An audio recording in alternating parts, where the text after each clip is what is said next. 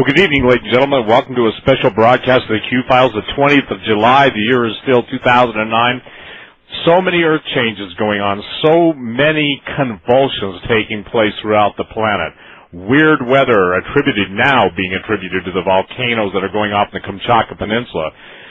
With me tonight is scientist, my friend, obviously my expert in all things scientific, Stan Deyo. Hi, Stan.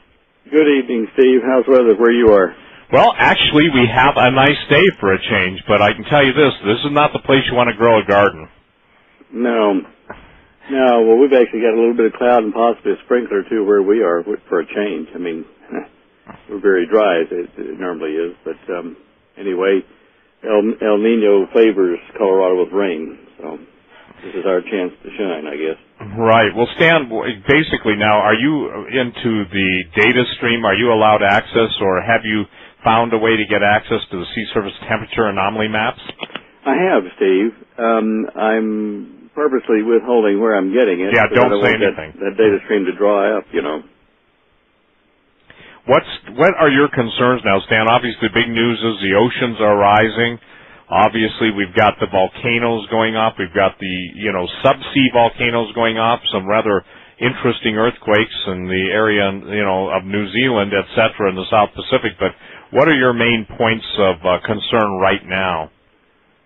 Wow, there's so many. But geologically speaking, the progression of earthquakes and certainly the volcanoes at Yellowstone and at Lake Taupo in New Zealand are of real interest.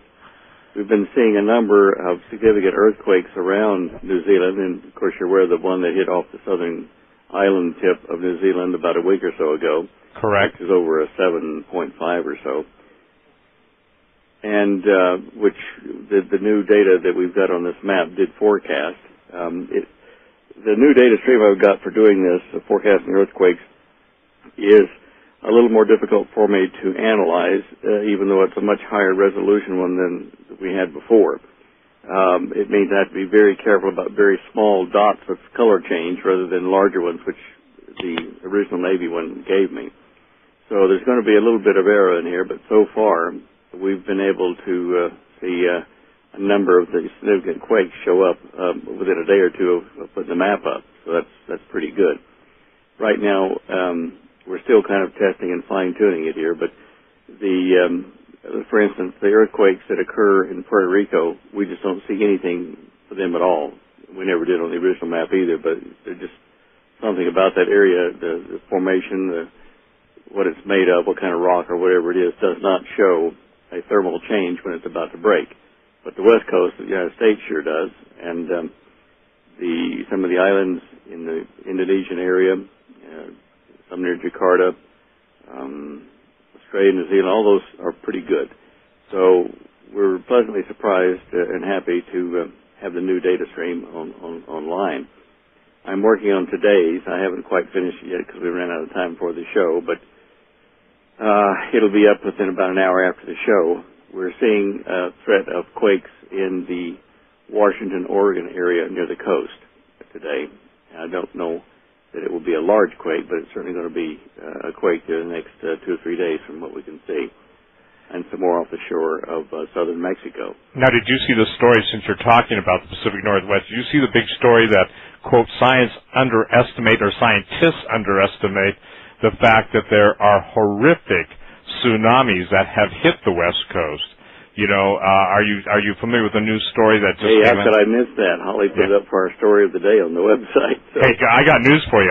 Sometimes Holly puts my stories up on the day, and I miss which one was the story of the day. I know. She sometimes forgets to tell me what I need to be aware of today. I kind of get loose in the morning and don't see her for a few hours, but today she called me and said, yes, you ought to take a look at this. Those super tsunamis from quakes up near Alaska and the Aleutian Island chain, they focus right down into Washington, Oregon, that little notch that's in the North American plate there. And they say that in the last 1,500 years there have been 2 or 3 rather significant tsunamis hit our coast, and the worst was in '64 where a 40-foot tsunami hit.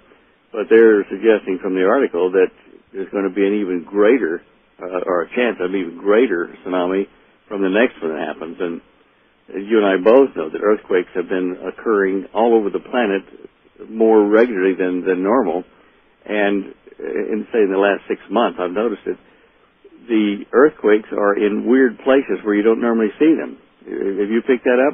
Yeah, and I just keep thinking of the words of Jesus where he said, earthquakes in diverse places. Absolutely. The same thing came to my mind. And I used to think, well, that means all over the planet. But I think this means in unusual places all over the place. Correct.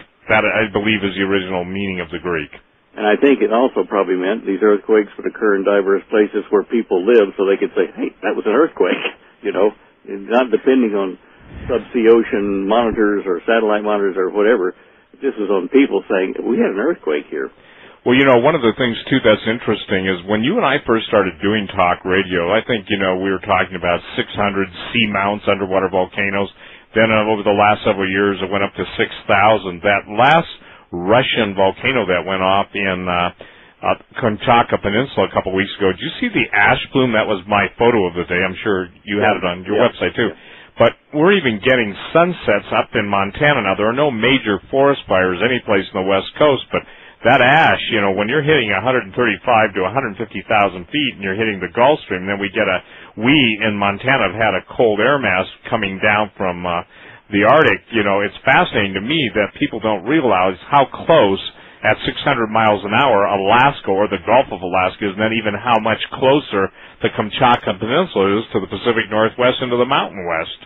I know it's deceiving when you look at a flat map. You say, oh, they're all the way over there. But when you look at the round map, put everything in perspective, it is very close, and it's kind of breathing downhill on us, where the ocean currents are as well. So, no, it's a lot closer than people realize. And, of course, with the weather or climate altering factors from dust and stuff blowing in the air by the volcanoes, and with the rain or lack of rain in various places, it is creating havoc with the farmers' crops because they're trying to outguess what the weather is going to do. And this El Nino isn't even a normal El Nino. It's in the wrong place.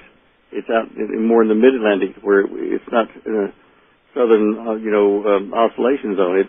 It's in the wrong place. So Lord knows what the results of this is going to be on everybody, but we're seeing the rain start now in Colorado. So it just may mean the same places, but earlier I don't know. Well, okay, the deal is that what you're seeing now in the sea surface temperature, draw the attention to the areas around the country where you think around the world where it's going to be the most difficult.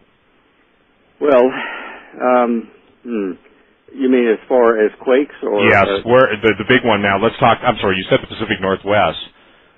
Yeah, Pacific Northwest. I think Southern California and San Francisco region too. I'm watching that Mendocino fault line, which is way out there. It's about 2,100 miles long, stretching out to the west from Eureka, California, which is just above San Francisco a few miles.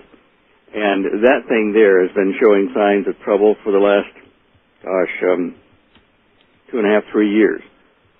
I reported on George Noory's show as well, back when we still had access to the naval data at Fenmock. And there were signs of it stressing all the way along that 2,000-mile thing, which, of course, it takes a right-angle turn and goes down south at Eureka. It becomes the San Andreas Fault. So whenever that one out there at sea in the northern Pacific starts to hiccup, I watch it real close because that means that we're looking at the potential for damage or triggering the San Andreas and the Hayward Fault and all the others that are out there. So that area there in California, kind of mid-California down to Southern California, I'm seeing a lot of signals there for minor to reasonable earthquakes, nothing like 7s or 8s, anything yet. Also in Guerrero and like in southern Mexico and down probably 300 or 400 miles south on the coast, there are a number of signals there showing potential quake activity. And certainly over in Asia, Indonesia, the areas for volcanic activity are starting to show even in the middle of the North Indian Ocean. The potential now to stand for severe